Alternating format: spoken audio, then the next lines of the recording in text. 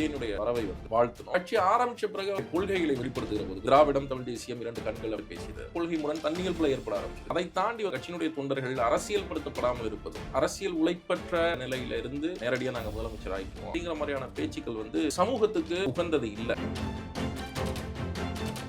நான் ஒரு நாம் தமிழர் கட்சிக்காரன், அதனால விஜய் எதிர்க்கிறேன் அப்படிங்கறத விட்டு நான் ஒரு அரசியல்வாதியாவே விஜய் எதிர்க்கிறேன். தமிழ்நாடுங்கிறது நிலமோ வெறும் பேரோ இல்ல, இந்த நிலத்தினுடைய நன்மைகளுக்காக போராடிய காமராஜருடைய உழைப்பு, அண்ணாதுரை, கருணாநிதி, திருமாவளவன், ராமதாஸ் எல்லாமும் சேர்ந்ததுதான் தமிழ்நாடு. இந்த உழைப்பை நீங்கள் தவிர்த்து விட்டு நேரடியாக முதலமைச்சர் ஆகணும், அதுக்காக நான் ஒரு கட்சியில் வரேன்.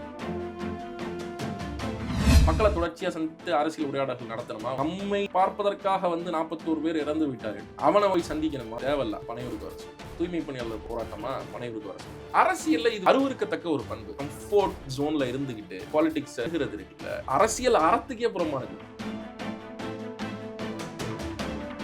கரூர்ல 41 பேர் இறந்தது தாவேகாவினுடைய பிரச்சனையா? அது ஒரு சமூக பிரச்சனை. இந்த பிரச்சனை ஏன் நடக்குது? உங்களுடைய ரசிகர்கள் ஒழுங்கீனத்தினுடைய வெளிப்பாட்டினா இந்த பிரச்சனை நடக்குது. மரத்துல ஏறும்போதும் சரி, காவல்துறையினரை கையை கடிக்கும் போதும் சரி, நீங்க வேடிக்கை பார்த்துட்டு தான் இருக்கு. சொல்லியும் அவன் கேட்கிற மாதிரி தெரியல. இதை நீங்க கட்டுப்படுத்தாம விட்டதன் விளைவுதான் அந்த 41 பேருடைய அரசியலற்றத்தனம், பக்கச்சார்போட அரசியல், தொண்டர்களை ஒழுங்கா வழி நடத்தாமல் இருக்கிறது, எந்த விதமான அரசியல் உழைப்பு மற்ற பதவிகளுக்கு அதிகாரத்திற்கு ஆசைப்படுது. இதெல்லாம் விஜய் நாம் எதிர்ப்பதற்கு தீவிரமான காரணம். அடிப்படையில் ஒரு சிக்கல் இருக்கு. இன்னமும் ஒரு திரை நடிகராக தான் இருக்கிறாரு. இந்த விதத்திலே தன் ஒரு பொலிட்டீஷியனா அவருக்கு காமிச்சிக்கணும்னு நினைக்கல. அதுக்கான எஃபர்ட் போடுறதும் கிடையாது, எதுவுமே கிடையாது.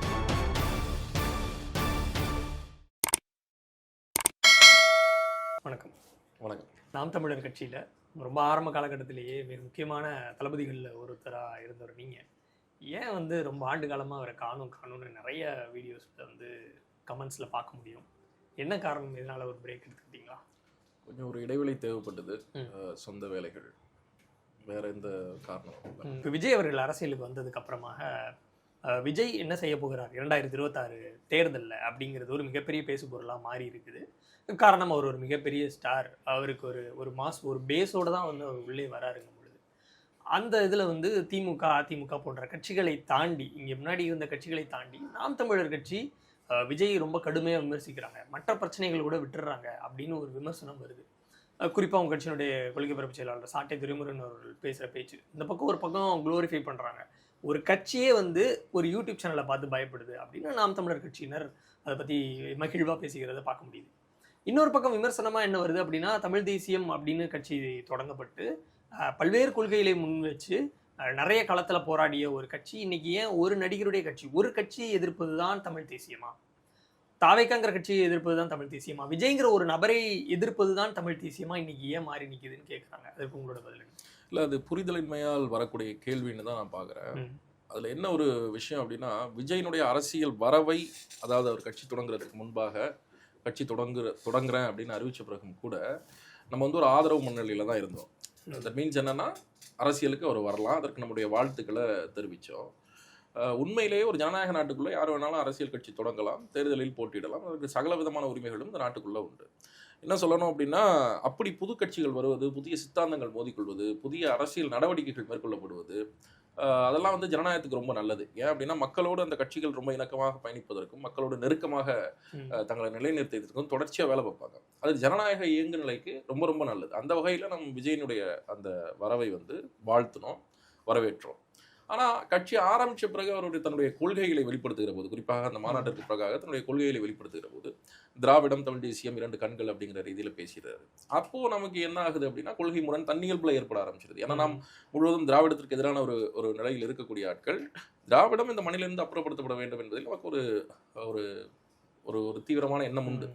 அப்போ அந்த மாதிரியான ஒரு சூழலில் தொடர்ச்சியாக இந்த மாதிரியான வேலைகள், அவருடைய கட்சி நடவடிக்கைகள் இருக்கிற போது நமக்கு விமர்சனங்கள் எழ ஆரம்பிக்குது. அதை தாண்டி அவருடைய கட்சி உறுப்பினர்கள், கட்சியினுடைய தொண்டர்கள் அரசியல் படுத்தப்படாமல் இருப்பதும், ஒரு அரசியல் உழைப்பற்ற நிலையில இருந்து முதலமைச்சர் பதவிக்கு நாங்கள் கனவு காண்றோம், தொடர்ச்சியாக நேரடியாக நாங்கள் முதலமைச்சர் ஆகிடுவோம் அப்படிங்கிற மாதிரியான பேச்சுக்கள் ஒரு சமூகத்துக்கு உகந்தது இல்லை. அந்த அடிப்படையில் தான் நம்ம விஜயை எதிர்க்கிறோம். தமிழ் தேசியத்தினுடைய ஒற்றை நோக்கம் விஜய் எதிர்ப்பது தானே அப்படின்னா, அதுக்கு ஒரு ஒற்றை நோக்கம் ஒரு ஒற்றை எதிரி, ஒரு ஒற்றை நோக்கம், அவங்களை எதிர்க்கிறது தான் நோக்கம் அப்படிலாம் இருக்க முடியாது. தமிழ் தேசியத்திற்கு தன் இயல்பில் என்னென்ன கடமைப்பாடுகள் உண்டோ அதை நோக்கி தான் தீவிரமா ஒரு தமிழ் தேசிய கட்சியாக நாம் தமிழர் வேலை பார்க்குது. மற்றபடி விஜயினுடைய எதிர்ப்பு என்பது அவருடைய அரசியல் நடவடிக்கைகள் காரணமாக, கொள்கை நிலைப்பாடுகள் காரணமாக, சக அரசியல் கட்சியாக, போட்டியில் இருக்கக்கூடிய ஒரு அரசியல் கட்சியாக நம்முடைய நிலைப்பாடுகளை தான் வெளிப்படுத்தும். அவர் என்னுடைய கொள்கைன்னு சொல்லல, இந்த மண்ணின் இரு கண்களாக தமிழ் தேசியம் திராவிடம் கொள்கைகளும் இருக்கிறது அப்படின்னு சொல்லியிருக்கிறாரு. அப்போ அவர் சொல்றது நான் எப்படி புரிஞ்சுக்கிறேன்னா, தமிழ் தேசியம் திராவிடம் இந்த ரெண்டு கொள்கைகளுமே தமிழ்நாட்டிற்கு ஏதோ ஒரு வகையில தமிழ்நாட்டை செழுமைப்படுத்துறதுக்கு பயன்படுத்திருக்குது, தமிழர்களை ஒரு ஷேப் பண்றதுக்கு பயன்படுத்திருக்கு அப்படின்னு நான் புரிஞ்சுக்கிறேன். நீங்க அதை மறுக்கிறீங்களா? ஆமா, அந்த மாதிரியான முரண்பாடுகள் எங்களுக்கு இருக்கிறதுனால. ஏன்னா முன்னாடி நமக்கு இந்த ஆரிய எதிர்ப்புன்னு ஒண்ணு கொண்டு நம்ம பேசுறதுக்கு திராவிடம் நமக்கு துணை நின்று இருக்குல்ல. இல்ல, நான் அதாவது அது பாதி புரிதல் தான். அதை எப்படி நம்ம புரிஞ்சுக்கலாம் அப்படின்னா, இந்த மண்ணில் பார்ப்பனிய ஆதிக்கம் இருந்தது, சரியா? அது ஒற்றுக்கொள்ளப்பட வேண்டியது. இந்தியா முழுமைக்கும் அவருடைய ஆதிக்கம் இருந்தது. அதற்கு பல்வேறு மாநிலங்கள்ல அவங்களுக்கு தெரிந்த வகைகளில் இயக்கம் கட்டி போராடினாங்க. சில பேர் அதை ஏற்றுக்கொண்டவர்கள் இருக்கிறாங்க. பரவலாக அது சம்பந்தமா ஆதரவு, எதிர்ப்பு அப்படிங்கிற நிலைப்பாடுகள்லாம் இருந்தது. தமிழ்நாட்டை பொறுத்த வரைக்கும் அந்த காலகட்டத்தில் அந்த ஆதிக்க எதிர்ப்புக்கு எதிராக இயக்கங்கள் கட்டப்பட்டது. அவங்க அதற்கு தொடர்ச்சியாக அதற்கு எதிராக போராடினாங்க. எந்த அளவுக்கு அந்த போராட்டத்தில் ஒரு ஜெனியூனிட்டி இருந்தது அப்படிங்கிறது விவாதங்களுக்கு உரியது. அதை தள்ளி வச்சிருவோம் நம்ம. ஆனால் அப்படி திராவிட இயக்கம் கண்டு போராடிய இவர்கள், பார்ப்பனிய ஆதிக்கத்துக்கு எதிராக போராடிய இவர்கள் சைமல்டேனியஸா இன்னொரு வேலையை பார்த்தாங்க. தமிழர்களிடமிருந்து தமிழ் இன உணர்வை மழுங்கடிப்பது, தமிழர்களை தாழ்வு மனப்பான்மைக்குள்ளாக தள்ளுவது, தமிழர்கள் மீதும் தமிழ்நாட்டின் மீதும் ஒரு தீவிரமான ஆதிக்கத்தை செலுத்துவது. இப்ப நம்மளுடைய அடிப்படையான கேள்வி என்ன அப்படின்னா, அந்த காலத்தில் பார்ப்பனிய ஆதிக்கம் இருந்தது, அதற்கு எதிராக நீங்கள் போராடினீர்கள், இயக்கம் கண்டீர்கள். அதன் பிறகாக இந்த 70 ஆண்டுகளில் தமிழ் தேசிய இனத்தின் மீது பிறமொழியாளர்களுடைய ஆதிக்கம் இருக்கிறது. இந்த ஆதிக்கத்திற்கு எதிராக உங்களுடைய நிலைப்பாடுகள் என்ன? இது அந்த கொள்கையினுடைய தவறா, அந்த கொள்கையை ஏத்துக்கிட்டு செயல்பட்டவங்களுடைய தவறா? இல்ல, அந்த தவறை செய்தவர்கள் அந்த தனி மனிதர்களை எதிர்ப்பது வேற, அந்த கொள்கையை எதிர்ப்பது வேறல்ல. இல்ல, அந்த கொள்கையே அடிப்படையில யதார்த்தத்துக்கு ஒவ்வாதது. அதுல பெரிய சிக்கல்கள் இருக்கு. இப்ப நம்ம அந்த அளவுக்கு டீப்பா போனோம் அப்படின்னா, திராவிடம்ங்கிறது என்னன்னு ஒரு கேள்வி வருது. திராவிடம்ங்கிறது மொழியா, இடமா, நிலமா, இனமா அப்படிங்கிறதுல சிக்கல் இருக்கு. அது குறித்து வெவ்வேறுபட்ட தலைவர்களுக்கு வெவ்வேறு விதமான கருத்துக்கள் இருந்தது. திராவிட கருத்தியல் பற்றி அறிஞர் அண்ணாதுரை ஒருபடி மேல போய் திராவிடம் என்பது ஒரு வாழ்க்கை முறை அப்படின்னு சொல்றாரு. அதே சமயம் திராவிட நாடு புண்ணிய பூமி அப்படிங்கிற மாதிரி ஸ்டேட்மெண்ட்ஸ்லாம் அண்ணாதுரை கொடுக்குறாரு. அப்ப திராவிடம் பத்தின ஒரு கிளியரான டெஃபினேஷன் இவங்களுக்கு கிடையாது. இந்த மாதிரியான கொள்கை அவர்களுக்கு எதற்கு தேவைப்பட்டிருக்கு அப்படின்னா, ஒரு நிலத்தை அதை ஆள்வதற்கு, அதன் மீது ஒரு தீவிரமான ஆதிக்கத்தை செலுத்துவதற்கு இந்த மாதிரியான கொள்கைகள் அவர்களுக்கு தேவைப்பட்டிருக்கு. அப்படிதான் நம்ம புரிஞ்சுக்கிறோம். அந்த இடத்துல இருந்தா நம்ம திராவிடத்தை எதிர்க்கிறோம். நான் என்ன விதமா புரிஞ்சுக்கிறேன் அப்படின்னா, சீமான் அவர்களே ஒரு இடத்துல குறிப்பிட்டாரு, தம்பி விஜய் என்னை சந்திச்சு கொஞ்சம் அரசியல் பேசணும், அதான் கட்சி ஆரம்பிக்கிறதுக்கு முன்னாடி. அப்போ ஒரு அட்வைஸ் மாதிரி கேட்கறதுக்காக சீமான் அவர்கள்கிட்ட கூட அவர் பேசியிருக்கலாம். பேசும்பொழுது தான் இந்த காங்கிரஸ் கூட கூட்டணி வச்சா என்னங்கிறது கேட்டிருக்காரு. காங்கிரஸ் கூட கூட்டணி வச்சுட்டா இந்த பிரச்சனைகள்லாம் பேச முடியாது அப்படிங்கிற மாதிரி சீமான் சொல்லியிருக்காரு. அப்போ எனக்கு என்ன தோணுது, நாம் தமிழர் கட்சி ஒரு நினைப்பில் இருந்திருக்குமோ, தம்பி வருவார் அரசியலுக்கு, தம்பியால் தனியாக சாதிக்க முடியாதுங்கிற ஒரு எண்ணத்தில் வருவார். ஆனால் நீங்கள் வழி நடத்துங்க, நான் துணை முதலமைச்சராக இருந்துக்கிறேன், உங்களுடைய தலைமையை ஏற்றுக்கிட்டு நான் வரேன் அப்படின்னு ஒரு நினப்பில் நாம் தமிழர் கட்சி இருந்துச்சா? அதனால தான் அவ்வளோ தூரம் கொண்டாடினீங்களா? அவர் நான் தனியாக நிற்க போகிறேன் அப்படின்னு சொன்னதுனாலையும், முதல் முறையாக அந்த ஸ்பீச்சில் கூட சீமான் அவர்களுடைய ஸ்பீச்சை கிண்டல் பண்ணும் விதமாக நான் ரொம்ப சத்தமாக கத்திலாம் பேச போகிறதில்ல, நான் டேரெக்டாக பேச போகிறேன். ஸோ அப்போ ஒரு பர்சனல் வெஞ்சன்ஸ் மாதிரி எடுத்துக்கிட்டு என்னை தலைமையை ஏற்றுக்கிட்டு வருவான்னு நினச்சேன் என் தம்பி, இன்னும் அவன் தனியாக நிற்க போகிறேங்கிறான். அப்போ 2 பேருக்கு வாக்களிக்கிறவங்களும் ஒரே கேட்டகரி பீப்புளாக இருக்கிறாங்க, இளைஞர்களாக இருக்கிறாங்க, மாற்றத்தை விரும்பக்கூடியவங்களாக இருக்கிறாங்க. ஸோ என் தலைமையை ஏற்க மறுத்து விட்டார் விஜய், என்னுடைய வாக்குகளை உடைக்க பார்க்கிறார் விஜய். இந்த 2 காரணங்களுக்காகவும் தான் நீங்கள் எதிர்க்கிறீங்களோன்னு எனக்கு தோணுது. இல்லை, அது அப்படி நம்ம புரிஞ்சிக்க முடியாது. அதாவது கட்சி தொடங்குவதற்கு முன்பாக நடிகர் விஜய்க்கும் கொள்கை அறிவிக்கிறதுக்கு முன்னாடியே அதீத ஆதரவும் தேவையற்றது தானே. அதை நீங்க செய்ய அதீத ஆதரவு இல்லை. அதாவது என்னன்னா, விஜய் சில ஆலோசனைகளை கேட்கிறார் அண்ணன் சீமான் இடத்துல. அவர் நமக்கு முன்பாக இருந்த அரசியல் தளத்தில் இருக்கிறார், தெரிந்தவர், நெருக்கமானவர் அப்படிங்கிற அடிப்படையில் சில அறிவுரைகள் விஜய் தரப்பிலிருந்து கேட்கப்படுது. நமக்கும் அப்படி அறிவுரை கொடுக்கறதுலையோ அல்லது நம்மளுடைய எண்ணங்களை அவங்க இடத்துல பகிர்ந்துக்கிறதுலையோ எந்த சிக்கலும் இருந்ததில்லை. யார் கட்சி தொடங்கினாலும் பேசதான் செய்யறாங்க, அது ஒரு பிரச்சனை இல்லை. அதுக்கு கமலஹாசன் அவர்களே ஒரு உதாரணம். அந்த மாதிரியான இடங்கள்ல வந்து நம்ம அவரோட சில உரையாடல்களை மேற்கொள்றோம். அவருக்கு சில சந்தேகங்கள் இருக்கு, சில விஷயங்களை அவர் தெளிவுபடுத்திக்கணும்னு நினைக்கிறாரு. அதற்காக பொலிட்டிக்கல் கான்வர்சேஷன் 2 பேருக்குள்ள இருந்தது அப்படிங்கிறதெல்லாம் உண்மைதான், அதெல்லாம் யாருமே மறுக்கல. அப்போ அந்த மாதிரி சூழல்ல நமக்கு எந்த விதமான சிக்கலும் இல்லை. ஆனால் அவர் கட்சி தொடங்கிய பிறகு அவருடைய நிலைப்பாடுகள் இருக்குல்ல, அந்த நிலைப்பாடுகள் தான் நம்மை எதிர்நிலையில் நிறுத்துகிறது. விஜய் ஈவன் அவர் வந்து தமிழ் தேசியம் குறித்து ஒரு நிலைப்பாடு எடுத்திருந்தாரு அப்படின்னா, அவருடைய ஷேடு அப்படி இருந்திருந்ததுன்னா அவரை நம்ம எதிர்க்க போறது இல்லை. அவர் நம்ம ஆதரவு இல்ல, எதிர்க்கலன்னு இல்லை. நீங்க திராவிடத்தையும் சேர்த்தா, இப்போ உங்களுடைய கொள்கை தலைவரா நீங்க சொல்றதெல்லாம் சரி, அதை தாண்டி நீங்க ரோல் மாடல்னு கருணாநிதியை சொல்றீங்க, ரோல் மாடல்னு எம்ஜிஆரை சொல்றீங்க, ரோல் மாடல்னு அம்மையார் ஜெயலலிதாவை சொல்றீங்க. அப்ப நீங்க யாரை எதிர்க்கிறீங்கன்னு ஒண்ணு இருக்குல்ல. இப்போ அதுதான் பெரிய பிரச்சனை. இந்த குழப்பமான விஷயங்கள் இருக்குல்ல, நீங்க இப்படி விட்டுருங்களேன். நான் ஒரு நாம் தமிழர் கட்சிக்காரன், அதனால விஜய் எதிர்க்கிறேன் அப்படிங்கிறத விட்டுருங்க. நான் எனக்கு கட்சி பேதமெல்லாம் இல்லை, நான் ஒரு அரசியல்வாதியாவே விஜய் எதிர்க்கிறேன். அதற்கு என்னிடத்தில் நிறைய காரணங்கள் இருக்கு. நான் பல பேட்டிகளில் சொல்லியிருக்கேன், தமிழ்நாடுங்கிறது வெறும் நிலமோ வெறும் பேரோ இல்லை. தமிழ்நாடு அப்படிங்கிறது இதுவரை இங்கே ஆண்டவர்கள், இந்த நிலத்தினுடைய நன்மைகளுக்காக போராடியவர்கள், இந்த நிலத்தை வழிநடத்தியவர்கள், இந்த நிலத்தில் எதிர்கால சமூகத்திற்காக திட்டங்களை வகுத்தவர்கள், இவர்களுடைய உழைப்புகள் இருக்குல்ல. ஐயா காமராஜருடைய உழைப்பு, ஐயா அண்ணாதுரையினுடைய உழைப்பு, கலைஞர் கருணாநிதியினுடைய உழைப்பு, கட்சி வேறுபாடுகள் இருந்தாலும் மனமாச்சரியங்கள் தாண்டி அண்ணன் திருமாவளவனுடைய உழைப்பு, ஐயா ராமதாஸ் அவர்களுடைய உழைப்பு, இவருடைய உழைப்பெல்லாம் இருக்குல்ல, இவங்க சந்தித்த போராட்டம் இருக்குல்ல, இந்த போராட்டத்தினால் ஏற்பட்ட விளைவுகள் இருக்குல்ல, இது எல்லாமும் சேர்ந்ததுதான் தமிழ்நாடு. என்ன இப்போ இதற்கு பின்னால ஒரு மிகப்பெரிய அரசியல் உழைப்பு இருக்கு. இந்த உழைப்பை நீங்கள் தவிர்த்து விட்டு, அதாவது 2 வகை இருக்கு. மக்களுக்காக போராடணும்னு நினைக்கிறேன், கட்சி தொடங்குறேன், முதலமைச்சர் ஆகிற மக்கள் ஆதரவோடுங்கிறது ஒரு கேட்டகரி. நான் முதலமைச்சர் ஆகணும் அதற்காகவே கட்சி தொடங்குறது ஒரு கேட்டகரி. விஜய் வந்து 2வது கேட்டகரி. அவருடைய நினைப்பு வந்து நேரடியாக முதலமைச்சர் ஆகணும், அதுக்காக நான் ஒரு கட்சி தொடங்குறேன். மக்கள் பிரச்சனைகள் அது நமக்கு சிக்கல் இல்லை. மக்களோட போராட்ட காலத்தில் நிற்கணுமா, அதுவும் நமக்கு பிரச்சனை இல்லை.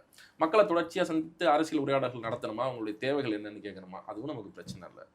நமக்கு கட்சிக்காரர்கள் நம்மை பார்ப்பதற்காக வந்து 41 பேர் இறந்து போயிட்டான்.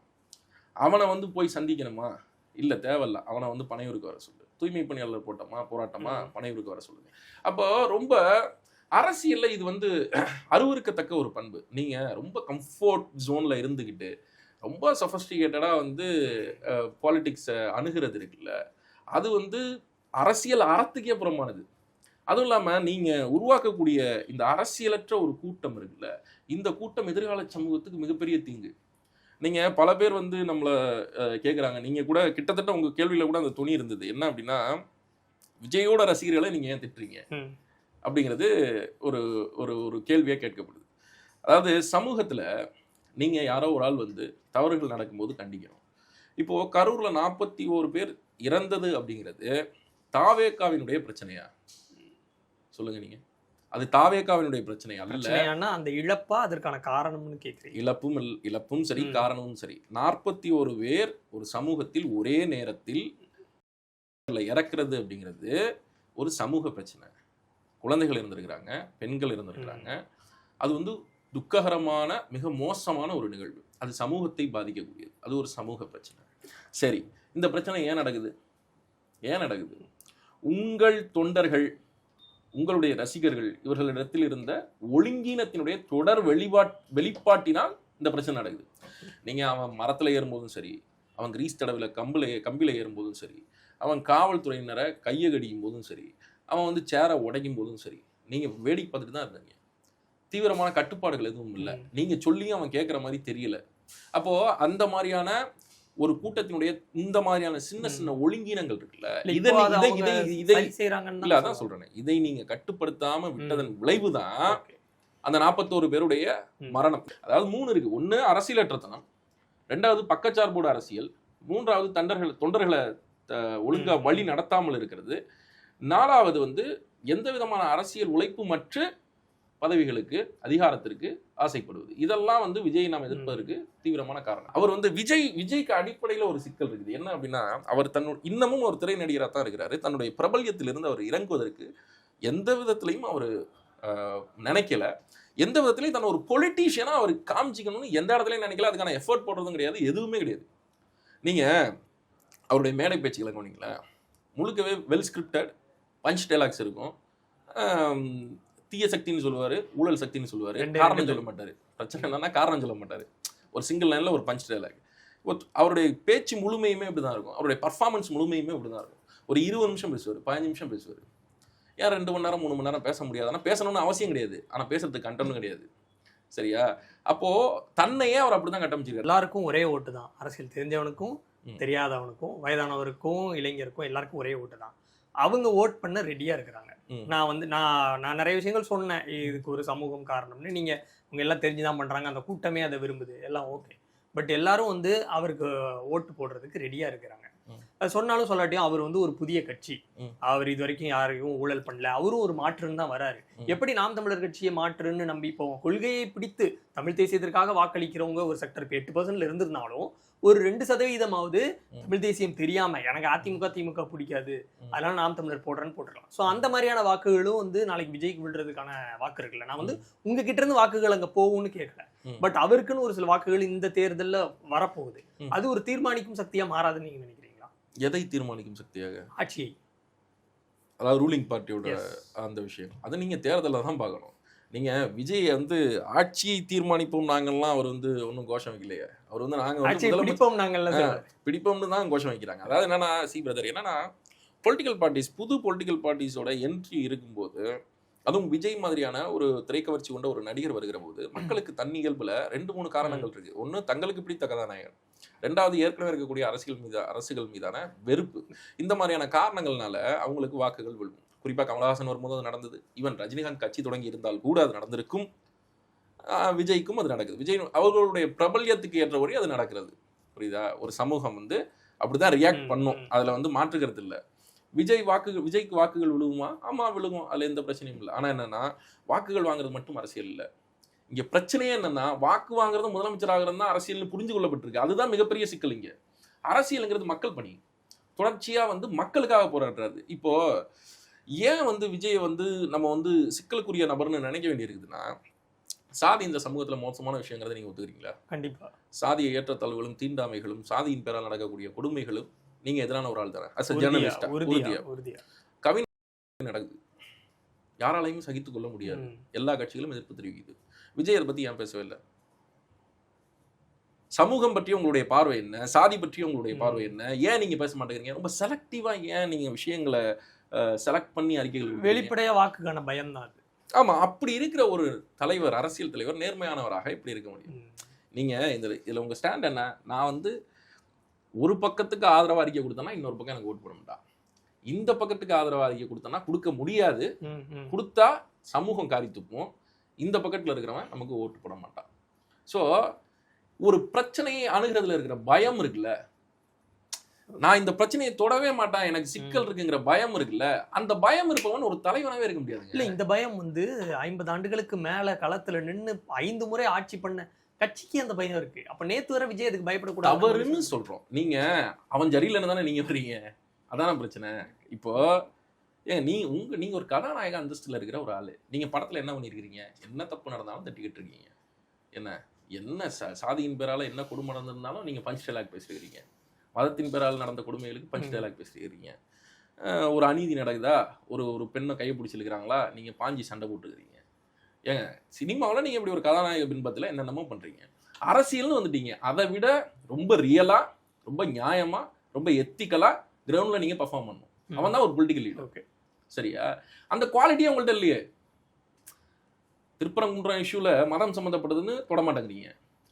கவின் மௌனமாக இருப்பதுதான் எங்கள் நிலைப்பாடுங்க. அது எப்படிங்க ஒரு நிலைப்பாடா இருக்கு? எனக்கு புரியவே இல்லைங்க. அப்புறம் எதுக்கு அரசியல் கட்சி கலைச்சிட்டு போக வேண்டியது தானே? மௌனமா இருப்பதுதான் எங்களுடைய அரசியல் நிலைப்பாடுன்னா கடைசி வரைக்கும் மௌனமாவே இருந்துட வேண்டியது தானே? அப்போ என்னன்னா, இவங்கள்ட்ட ஒரு குழப்பம் இருக்கு. ஒரு தீவிரமான என்ன சொல்றது, ஒரு சார்புத்தன்மை இருக்கு. இப்ப இப்படி யோசிச்சு பாருங்க, இந்த சமூகத்தில் பாதிக்கப்பட்ட சமூகமாக இருக்கட்டும், அல்லது பாதிப்பை உருவாக்கிய சமூகத்தில் இருக்கிற மனிதர்களாக இருக்கட்டும், இந்த மனிதர்களாக இருக்கட்டும், இவங்க 2 பேரும் உங்க கட்சியில் இருப்பாங்க தானே? கண்டிப்பா. அப்ப அவங்க இதை பத்தி ஒரு கேள்வி கேட்பாங்க தானே? அதுக்கு விஜய் பதில் சொல்லி ஆகணும் தானே? நீங்க பொது சமூகத்தை விட்டுருங்க, உங்க கட்சியில இருக்கிறவனுக்கு நீங்க நியாயம் செய்யணுமா இல்லையா?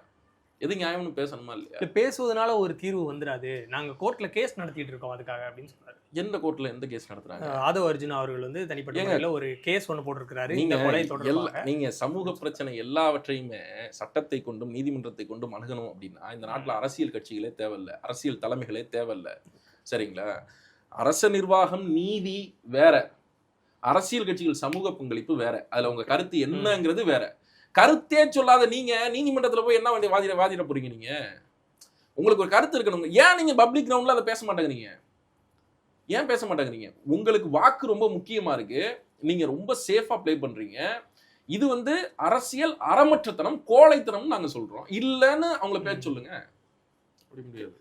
இப்போ தேர்தல் நெருங்கிட்டோம். ஸோ இப்போ நீங்கள் நிறைய தேர்தலை பார்த்தவங்க 2026 டிவிக்கோட ரோல் என்னவா இருக்கும்? ஏதாவது உங்களுக்கு ஒரு யூகங்கள் இருக்குதா? அவங்களுடைய வாக்காளர்கள் இந்த அளவில் தான் இருப்பாங்க, இவ்வளோதான் அவங்களோட வாக்கு பெற முடியும் அந்த மாதிரி கேட்குறேன். இல்லை, அதை நம்ம எதையுமே அறுதிட்டு சொல்ல முடியாது முன்கூட்டியே. எல்லாத்துக்கும் தேர்தல் தான் பதில் சொல்லும். அந்த மாதிரியான கணிப்புகள் நம்ம இடத்துல எதுவுமே இல்லை. மேபி சில கருத்து கணிப்புகள் வெளிவருது, அதை பார்த்து வேணா அவங்க ரசிகர்கள் தெரிஞ்சுக்கலாம். அதுவும் எந்த அளவுக்கு உண்மைன்னு நமக்கு தெரியலை. 40% சொல்கிறாங்க. பனையூருக்குள்ளேயே எடுத்திருந்தா 40%, 100% கூட வரும். அது நமக்கு பிரச்சனை இல்லை. மக்கள் வேல்யூ பண்ண தொடங்கிட்டாங்க. மக்களிடத்துல முன்பை விட அரசியல் அறிவு அதிகமாயிடுச்சு. படித்த தலைமுறை, புதிய தலைமுறை எழுந்து வர்றாங்க. இப்போ எங்களுக்கு இருக்கக்கூடிய சிக்கல்கள் என்ன அப்படின்னா, இப்போ விஜய் மாதிரியான ஒரு கட்சி புதிய வரவு அப்படிங்கிற போது ஏற்கனவே நம்ம கிரவுண்டில் இருக்கிறோம். ஒரு 15 வருடம் தொடர்ச்சியாக மக்கள் போராட்டத்தில் பங்கெடுக்கிறோம், மக்களோட நிற்கிறோம். மக்களுக்கு ஆரம்பத்தில் கொடுத்த நிறைய கமிட்மெண்ட், குறிப்பாக கூட்டணி வைக்க மாட்டோம் அப்படின்னு சொன்னதாக இருக்கட்டும், இந்த பீன்ஸ் திராவிட கட்சிகளோடு தேசிய கட்சிகளோடு கூட்டணி இல்லை அப்படின்னு சொன்னதாக இருக்கட்டும், வாக்குக்கு காசு கொடுக்க மாட்டோம் அப்படின்னு சொன்னதாக இருக்கட்டும், இந்த முடிவை எடுத்த அந்த தொடக்க நாளிலிருந்து இன்று வரைக்கும் நமக்கு அந்த மாதிரி அது குறித்து நமக்கு மாற்று கருத்தோ அல்லது எதிர் நடவடிக்கைகளோ இல்லை. அதுலேருந்து நம்ம வந்து பெறலை. அதே சமயம் நம்முடைய போராட்டங்கள் தொடர்ச்சியாக தமிழகத்தில் நின்றுகிட்டு இருக்கு. எல்லா மக்கள் பிரச்சனைக்கும் அவங்க அருகில் நின்று போராடிட்டு இருக்கிறோம். இப்போ அந்த மாதிரியான ஒரு சூழல்ல விஜய் மாதிரியான டிவிகே மாதிரியான கட்சிகள் வருகிற போது தனியல்பில் என்ன நடக்குதுன்னா, சொசைட்டியில் ஒரு கம்பேரிசன் நடக்குது. இவங்களும் புது கட்சி, இவங்களும் இவ்வளோ நாள் இருக்கிறாங்க, அரசியல் களத்தில் இருக்கிறாங்க. யாருக்கு தெளிவு இருக்குது, யாருக்கு கொள்கை தெளிவு இருக்குது, யார் உண்மையிலேயே பொலிட்டிஷியன் மாதிரி பிஹேவ் பண்ணுறார், யாருக்கு சமூகத்தை வழிநடத்தக்கூடிய நோக்குகளும் பார்வைகளும் இருக்குது, எது நல்ல தலைமையாக இருக்குது, இந்த மாதிரியான நிறைய கருத்துக்களுக்கு இந்த மாதிரியான கம்பேரிசன் இடம் கொடுக்குது. இந்த மாதிரியான ஒரு நீங்கள் மீடியாஸில் நடக்கிற இந்த மாதிரியான விஷயங்கள், பூமாகிற இந்த மாதிரியான விஷயங்கள் மக்களுக்கு ஒரு வாய்ப்பை கொடுக்குது தெளிவானதை தேர்ந்தெடுத்துக்கிறதுக்கு. ஸோ அந்த இடத்துலேருந்து அவங்க முடிவு பண்ணி செய்கிறது தான். எப்போவுமே எண்ட் ஆஃப் த டே மக்கள் தான் ஜனநாயகத்தினுடைய எஜமானர்கள். அவங்க என்ன முடிவு எடுக்கிறாங்களோ அதை ஏற்றுக்கொள்வது தான் நம்மோட வேலை. நன்றி. மிக்க நன்றி.